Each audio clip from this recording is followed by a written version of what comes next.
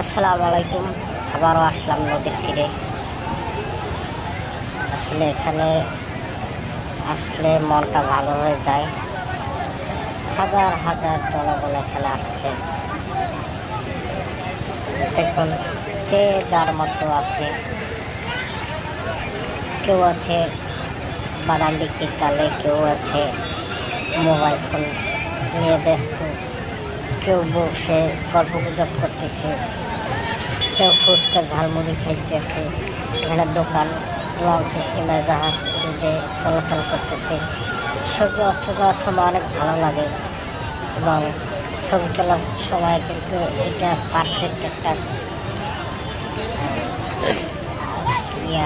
আবহাওয়া। তারপরে ছবিগুলো অনেক সুন্দর হয়, একদিকে ফোকাস করে।